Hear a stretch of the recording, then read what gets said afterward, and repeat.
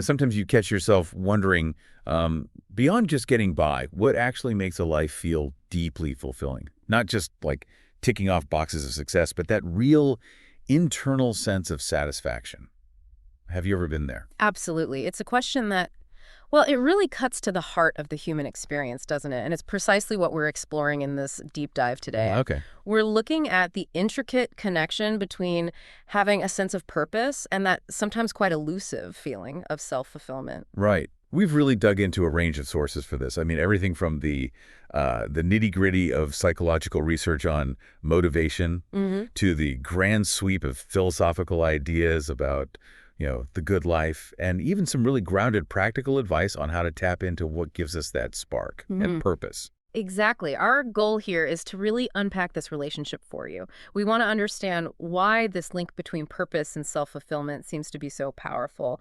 We'll explore the evidence that supports it, and also importantly, consider some of the different angles and the more nuanced aspects of this connection. Okay, so let's start with the basics then, the foundation. When we talk about purpose in the context of our lives, Yeah. what does that really mean? What are we defining it as? Well, when we talk about purpose here, we're essentially referring to having a central driving aim. Yeah. It's a reason behind your actions, something that provides a sense of direction in your life. Okay. It's that underlying why that informs what you do, something that feels meaningful to you and gives you that sense of intentionality in your days. Right, like an internal compass maybe, pointing you in a general direction, That's a good way to put it. and then self-fulfillment. That's more about the feeling you get when you're living in line with that compass, isn't it? What does it actually feel like to be truly self-fulfilled? Exactly. Self-fulfillment is generally understood as the experience of realizing your full potential. Yeah. It's a deep sense of satisfaction, a state of overall well-being, and importantly, the feeling that you are living in a way that aligns with who you truly are and what you're capable of. Okay, so we're looking at this potential strong link between having that why, that purpose, Mm. and actually reaching that state of deep satisfaction, that fulfillment. And it sounds like there's some solid research backing this up. Where should we begin with that? A really insightful place to start is with some of the foundational psychological theories. Think about Viktor Frankl, for Oh, instance. yes. Man's search for meaning. Precisely. His experiences in, well, unimaginable hardship led him to a powerful conclusion that finding meaning, having a purpose, was absolutely vital, not just for surviving, but for maintaining resilience and ultimately experiencing fulfillment even in the face of profound adversity. That's such a powerful idea that even when everything else is stripped away, purpose can be an anchor. It really can. And then we have Maslow, right? With his hierarchy of needs. Where do purpose and fulfillment fit into his perspective? Well, Maslow placed self-actualization, which Right. is very closely related to self-fulfillment, realizing your full potential right at the peak of his pyramid. Right to the top. Yeah. His observation was that this state often emerges when people are actively engaged in pursuits that really resonate with their unique talents and their deeply held values. And these kinds of activities are very often fueled by a strong sense of purpose. Uh-huh. Yeah. But it's important to recognize, as Maslow himself did, that reaching this state, self-actualization, is actually quite rare. It typically requires a significant degree of personal drive, often sparked by that underlying purpose. So it's not a passive state you just fall into. Right, right. So it's not just about having your basic needs met. There's that active striving towards something that feels significant. And then we've got more contemporary views, people like Daniel Pink, looking at what motivates us. Exactly. Daniel Pink's research really highlights purpose as one of the fundamental drivers of what he calls intrinsic motivation, alongside autonomy and mastery. Intrinsic, yeah. Coming from within. Precisely. His work underscores that we tend to feel most fulfilled when we believe our efforts are contributing to something larger than just our own immediate concerns. This strongly supports the idea that purpose isn't just a nice to have. It's a core human motivator that's deeply connected to our sense of fulfillment. Okay, so the theoretical frameworks definitely point towards this connection. But what about actual studies? Is there evidence linking purpose to tangible outcomes like our well-being or even physical health? Yes, absolutely. There's some really compelling research. For example, a study by Hill and Turiano back in 2014, they found a significant correlation between having a strong sense of purpose in life and, get this, a lower mortality rate across adulthood. Wow. Lower mortality. Mm. That's pretty striking. It is, isn't it? It suggests a really fundamental link between having a purpose and overall well-being, extending even to longevity. So having a reason to get out of bed in the morning isn't just a mental boost. It might actually contribute to a longer life. What might be going on there? Well, that's what the research suggests. It could be several things. Maybe a stronger sense of well-being fueled by purpose leads to healthier habits. Or maybe the psychological resilience that purpose provides acts as a kind of buffer against the negative impacts of stress on the body. That makes sense. And there's more. Kang and colleagues in 2019 found that purpose in life is linked to reduced neural conflict during health decision-making. Neural conflict. What does that mean exactly? Essentially, having a clear purpose seems to make decision-making easier for your brain. It reduces those internal struggles when you're faced with health choices, which, can lead to healthier behaviors and outcomes. That's fascinating. So that internal compass we talked about earlier isn't just guiding the big life decisions, but it seems to be streamlining even everyday choices about health. Exactly. And we can also look internationally, for instance, at the concept of ikigai from Japanese culture. Ikigai. Yes, I've heard of that. Right. A study by Sohn and others from 2008, often called the Osaki study, found that individuals who reported having a strong sense of ikigai, that feeling of purpose, a reason for being, also showed lower mortality rates. Hmm. It really highlights how this connection between purpose, longevity, and, by extension, fulfillment isn't just limited to one cultural context. Ikigai, that beautiful idea of having a reason for being. It's incredible to see that reflected in research like that. You also mentioned something called life crafting. What exactly is that? Ah, yes. Life crafting, as explored by Shippers in 2017, is essentially a structured approach. It helps individuals actively reflect on their core values and their important goals, all in order to discover or maybe just define more clearly their sense of purpose. Okay, so it's an acted process. Very much so. And the research indicates that engaging in this kind of deliberate life crafting can actually lead to a noticeable improvement in overall well-being. So it's not just about waiting for some grand revelation of purpose to strike. It's something we can proactively cultivate and develop ourselves. Precisely. And all of this aligns really well with self-determination theory, which emphasizes that our sense of well-being is deeply connected to pursuing goals that we ourselves endorse, that we find inherently meaningful. Again, that element of purpose coming from within. Okay, so the research paints a pretty compelling picture of this link. Now, let's shift gears a bit. What does this look like in practical terms? What kind of advice do people often give on how to actually find this sense of purpose in their own lives? Well, when you look at various resources, some really consistent themes pop up.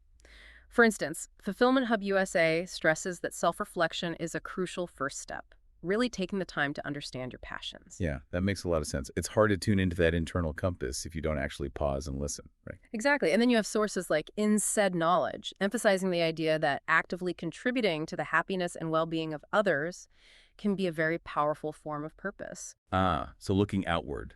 Yes, and that this outward focus often leads back to a deep sense of personal fulfillment. It connects you to something bigger. That ties in nicely with what you mentioned earlier about contributing to something larger than yourself. Absolutely. And Better Up suggests that identifying your purpose can actually reignite your energy levels. It can also foster deeper connections with other people, both of which are, really vital components of a fulfilling life. So it seems like this practical advice often boils down to really understanding yourself, connecting with others, and finding meaningful ways to contribute. That sums it up pretty well. But are there other ways to look at this? What about, well, philosophy?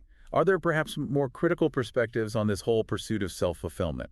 That's a really important point to bring in for balance. If we look back historically, some philosophical viewpoints, like those attributed to Hobbes and Freud in discussions around self-fulfillment, viewed this pursuit with a degree of skepticism. Skepticism. How so? Well, perhaps seeing it as potentially driven by ego, or maybe even as an illusion, given the inherent challenges of human nature and, societal structures. This reminds us that the idea of self-fulfillment as a primary goal hasn't always been universally accepted without debate. So, like Freud's emphasis on the unconscious, the conflicts within us, suggesting maybe complete fulfillment is hard to reach. Exactly. That framework might suggest that a state of complete and lasting self-fulfillment is perhaps a difficult, maybe even unattainable ideal. So while contemporary psychology largely leans towards the benefits of purpose and fulfillment, there's this longer philosophical tradition raising questions. Like, should individual fulfillment always be the top priority, or do duties and obligations matter more? Precisely. Some moral philosophies definitely prioritize ethical duties and our responsibilities within the broader community over the individual pursuit of happiness or fulfillment. It raises that really interesting question about finding the right balance, doesn't it? Between our own personal satisfaction and our role within a larger social context. That's a really crucial nuance. It's definitely not just about chasing personal happiness in isolation. Yeah. And you mentioned earlier that having a purpose alone doesn't necessarily guarantee fulfillment. What other elements are important? Yes, that's a key point to underscore. While purpose seems to be a very powerful driver, self-fulfillment is, well, it's multifaceted, it's complex. Other crucial components include things like having strong, supportive relationships, maintaining good physical and mental health, a sense of security and stability in your life. The basics almost. In a way, yes. And also being engaged in activities you find meaningful, which can certainly link back to purpose and simply regularly experiencing positive emotions. Purpose operates within this broader ecosystem of well-being. So you could have a very clear sense of purpose but still feel unfulfilled if other fundamental areas of your life are significantly lacking, like if your health is poor or you feel very isolated. Exactly. And the nature of your purpose also matters quite a bit. Research suggests that a purpose rooted in intrinsic values, those things you genuinely believe in and care about, and a real desire to contribute to others, that tends to lead to more sustainable and deeper fulfillment, As opposed to, as opposed to a purpose primarily driven by external validation, like chasing wealth or status just for the sake of it. that makes intuitive sense. Hmm. An internal motivation is probably more resilient, more satisfying in the long run than just chasing external rewards that might fade or change. Exactly. What about the process of actually finding your purpose?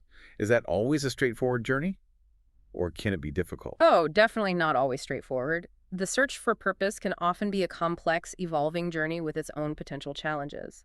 As one article in Psychology Today pointed out, the societal pressure, this feeling that you should have a grand, overarching purpose, can sometimes lead to what they termed purpose anxiety. Purpose anxiety. Tell me more about that. It's that feeling of stress, worry, maybe inadequacy about whether you're on the right path, or even if you have a discernible purpose at all. It can be quite paralyzing for some people. Oh, I can definitely see that. Yeah. The very idea that you must have this big, clear purpose could actually become a source of anxiety itself, ironically. Absolutely.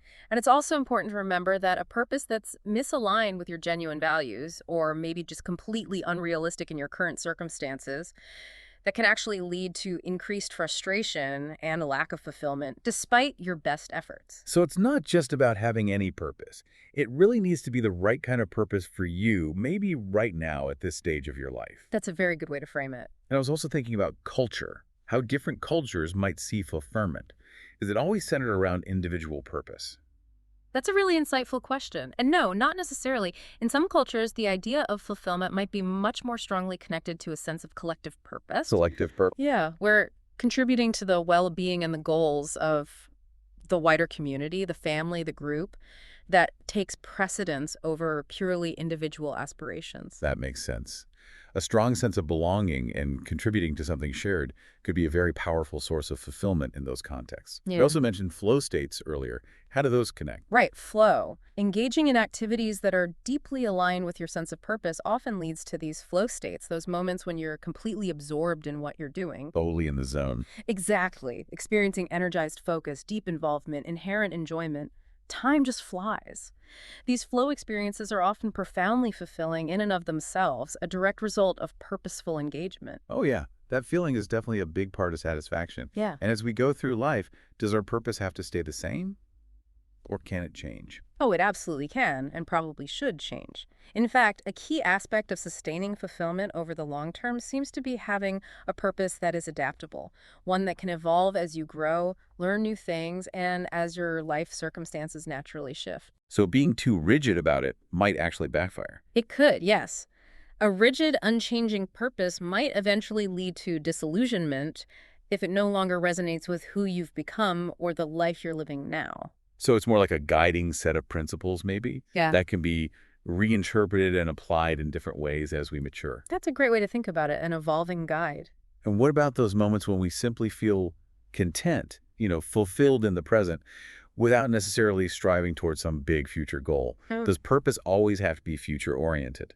That's a wonderful and important question. Fulfillment can certainly arise from just a deep appreciation of the present moment, from practicing mindfulness, finding contentment in what you have right now, without needing to be constantly directed by a long-term fixed purpose. Mindfulness practices often specifically cultivate this ability to find joy and satisfaction in the here and now. Okay, so it's not necessarily an either.